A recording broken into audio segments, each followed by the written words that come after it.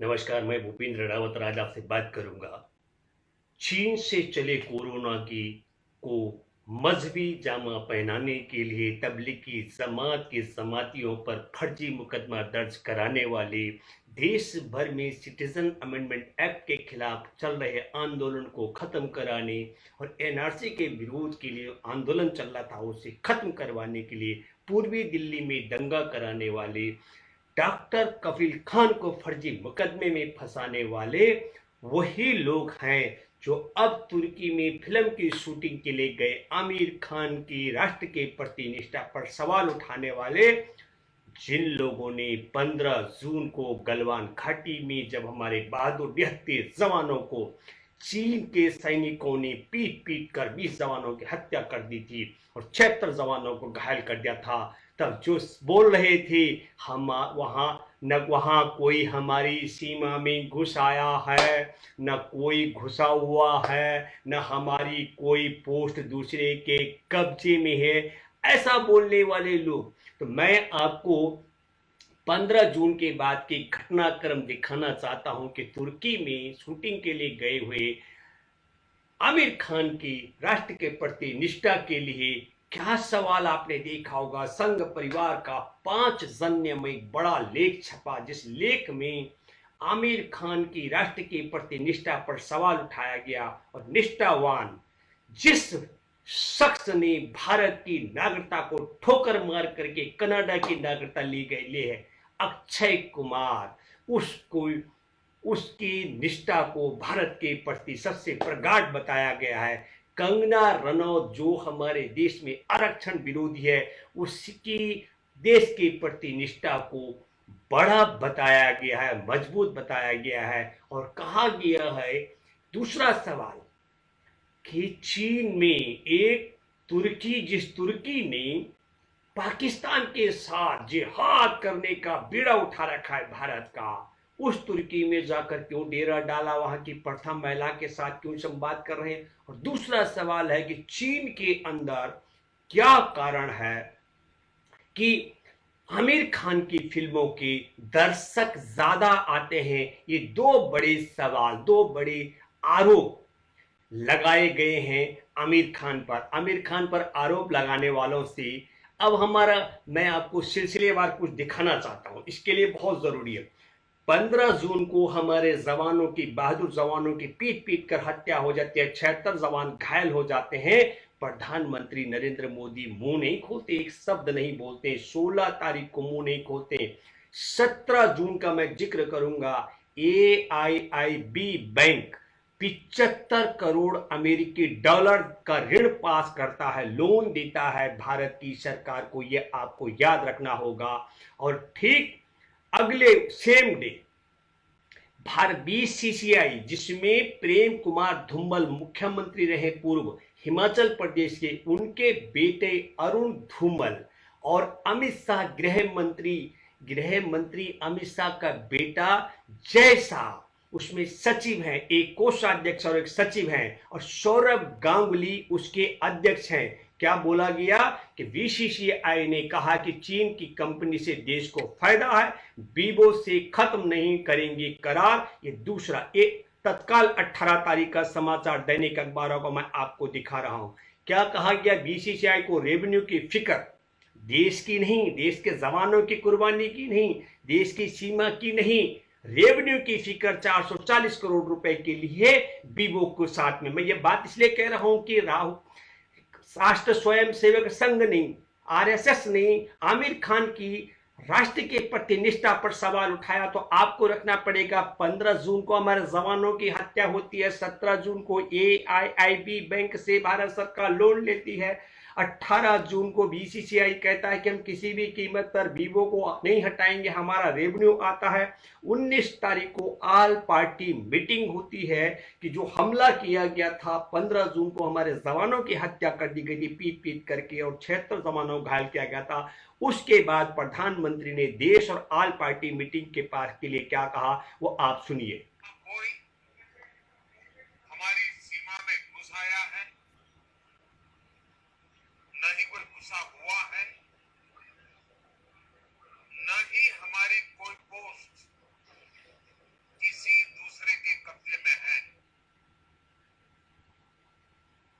अगला है देखिए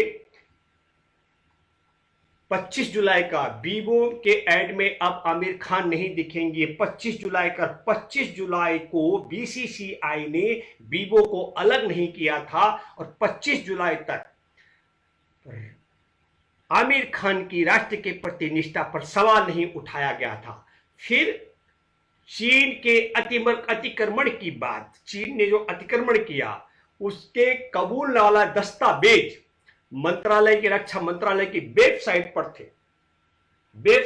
थे। जैसे रक्षा मंत्रालय ने कबूल कर दिया, प्रधानमंत्री बोले हमारी जमीन में कोई नहीं घुसाया है, हमारी जमीन पर किसी का पोस्ट नहीं है, और रक्षा मंत्रालय ने स्वीकार किया और फिर वेबसाइट से वो पेपर गायब हो गए। चीन ने गलवान घाटी में जो 76 जवान घायल हो गए थे उनमें से एक जवान बिशन सिंह का 60 दिन के संघर्ष के बाद उनका शहादत हो जाती है। और अगले पड़ाव में आप देखिए कि मैं आपको बताना चाहता हूं 2014 में राष्ट्रपति जो जिनपिंग हैं, चीन के राष्ट्रपति, उनको झूला झुलाते हैं भारत के प्रधानमंत्री गुजरात के साबरमती आश्रम में। और 2015 में ये देखिए आप, मोदी जी चीन के प्रधानमंत्री के साथ सेल्फी खींचते हुए दुनिया के सबसे ताकतवर लोगों की सेल्फी में माना गया, ये सेल्फी खींच रहे हैं। और आगे हम आपको बताना चाहते हैं कि भारत के राजदूत विक्रम मिस्त्री जो चीन में हैं, वो बोल रहे हैं वहां पर, भारतीय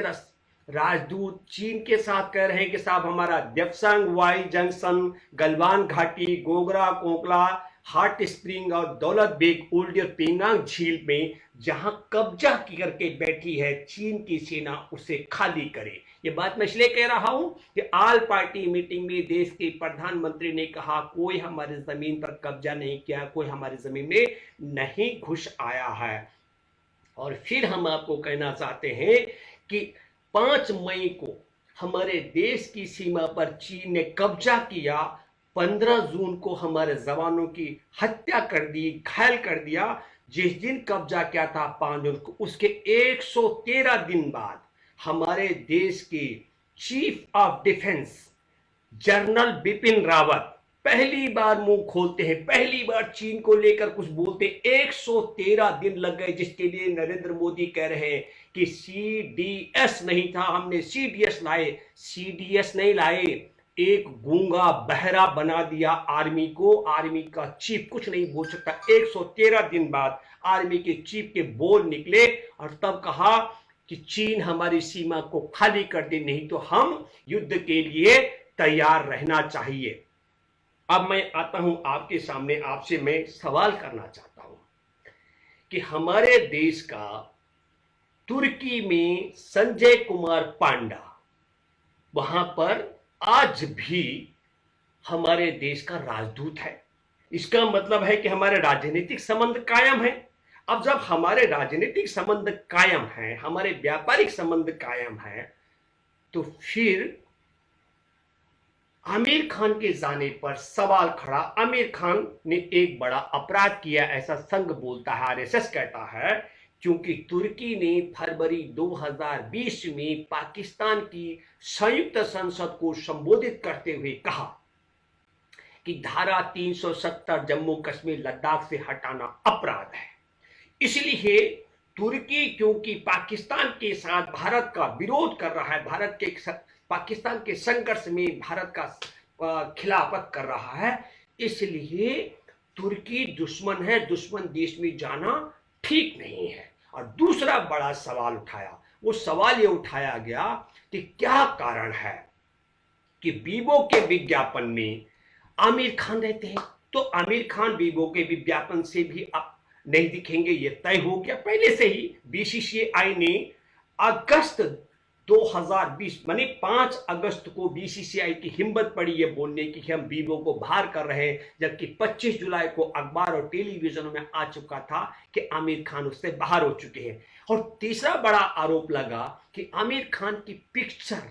ज्यादा क्यों देखते हैं चीन के अंदर, ये शंका है इसीलिए भारत के नाम उस निष्ठा पर सवाल उठाया गया कि आप में नेशनलिटी, आपकी राष्ट्रीयता पर, आपके राष्ट्र के प्रति निष्ठा पर सवाल इसलिए उठाया जाता है क्योंकि आमिर खान की 2001 में लगान वहां रिलीज हुई थी, बहुत हिट हुई है। 2011 में थ्री इडियट और 2014 में पीके और 2017 में दंगल। लेकिन मैं आपको और एक बात बताना चाहता हूं, 2015 में जब प्रधानमंत्री नरेंद्र मोदी भी चीन में थे तो फिर क्या था, प्रधानमंत्री नरेंद्र मोदी के सामने तय हुआ कि चीन और भारत 3 फिल्में बनाएगा, जिनमें कुफुंग के वहां पर एक जैकी चैन चीनी कलाकार और आमिर खान दोनों संयुक्त रूप में एक फिल्म में हीरो के रूप में होंगे। अब आप खुद सोचिए कि आमिर खान बीबो से हट गया, आमिर खान 15 जून के बाद कभी चीन नहीं गए, आमिर खान वहां पर है क्या कहते हैं अपना तुर्की में फिल्म की शूटिंग के लिए उनके राष्ट्रीयता पर सवाल उठाया जा रहा है। तो पाकिस्तान के साथ भी हमारे क्या, चीन के पहले दोबारा से मैं रिपीट कर रहा हूं कि 15 जून को हमारे जवानों की 5 मई को कब्जा होता जमीन पर, 15 जून को हमारे जवानों की पीट पीट करके हत्या कर दी जाए, 76 जवान घायल कर दिए गए, 16 जून को प्रधानमंत्री मुंह नहीं खोलते, 17 जून को AIIB बैंक से 75 करोड़ अमेरिकी डॉलर का लोन ले लेते हैं चीन से, 18 को BCCI कहता है कि हम किसी भी कीमत पर बीबो को अलग नहीं करेंगे, 19 जून को ऑल पार्टी मीटिंग बुलाकर प्रधानमंत्री कहते हैं कि कोई हमारी सीमा में नहीं घुसा है, हमारी जमीन पर किसी की पोस्ट नहीं है।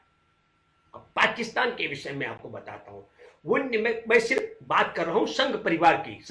की सरकार का। संघ परिवार की सरकार में मई 1999 में जो कारगिल हुआ था, हमारे 527 जवानों की शहादत हुई। तब भी अटल जी वहां गए थे पाकिस्तान, अटल जी पाकिस्तान गए थे, दहेज में कारगिल लेकर आए। दिसंबर 1999 में काठमांडू से हमारा इंडियन एयरलाइंस का जो जहाज भारत आ रहा था उसका अपहरण करके पाकिस्तानी कंधार ले गए और हमारे भारत की जेल में बंद आतंकवादी मसूद अजहर और उसके 2 और खास साथियों को रिहा करके भारतीय जनता पार्टी संघ परिवार की सरकार कंधार लेकर गए, कंधार से उसको पाकिस्तान पहुंचाया और फिर पाकिस्तान पहुंच करके मसूद अजहर ने 13 दिसंबर को हमारी संसद पर हमला करवाया। 1999 में कारगिल कराने वाला, 1999 में जहाज का अपहरण करने वाले, 1999 में हमारे भारत के जेल से बंद आतंकवादियों को छुड़ाने वाले, 13 दिसंबर को हमारे संसद पर हमला करने वाले पाकिस्तान में हमारे देश के प्रधानमंत्री जाते हैं नरेंद्र मोदी 25 दिसंबर 2015 को हमारे देश को नहीं बताया, कोई किसी की सूचना नहीं दी, चुपके से चोरी वहां गए, चुपके से जाकर के पाकिस्तान पहुंचते हैं और फिर 2 जनवरी को पठानकोट पर हमला होता है, आतंकवादी हमला होता है जिसमें हमारे 7 सुरक्षा कर्मियों की हत्या हो गई, 37 अन्य लोग घायल हो गए थे। फिर 18 सितंबर को उरी पर हमला होता है और हमारे 16 जवान शहीद हो जाते हैं जहां 4 आतंकवादी भी मारे गए थे। अब हम ये कहना चाह रहे हैं, 14 फरवरी को पुलवामा में जहां हमारे CRPF के 40 जवानों की हत्या हो जाती है और पुलवामा के विषय में NIA ने रिपोर्ट सबमिट की है। पुलवामा की रिपोर्ट NIA ने सबमिट कर दी, कहा कि जिन लोगों ने आतंकवादी वारदात को पूरा किया, जिन्होंने आतंकवादी वारदात करने वाले की मदद की, जिन्होंने उसको पाकिस्तान से पैसा दिया, जो उसको पीछे से मसूद अजहर, हर मामले में मसूद अजहर है, चाहे पठानकोट का मामला हो, उरी का मामला हो, पुलवामा का मामला हो, संसद का मामला हो, और संघ का तालमेल है, संघ ने ही उसको यहां से वहां पहुंचाया, संघ परिवार ने। लेकिन एक बड़ी रोचक, मैं आपके माध्यम से आप सब लोगों से भी आग्रह करता हूं, जितना मेरा समझ और अनुभव है, NIA ये सब तो तय कर रहा है, लेकिन NIA से आप सब लोगों से मेरी गुजारिश है, क्योंकि मेरे बहुत बड़ी वेदना है, हमारे देश की खुफिया एजेंसी ने पूरी जानकारी दी थी, पुख्ता जानकारी दी थी कि विस्फोट भरी गाड़ी से हमारे देश के CRP के जवानों पर हमला कर दिया जाएगा। तो खुफिया एजेंसी की रिपोर्ट को किस अधिकारी ने खारिज किया और किस राजनेता और मंत्री ने खारिज किया, मैं आग्रह करता हूं NIA के लोगों से, तुम्हें कसम है उन 40 बहादुर जवानों की शहादत की,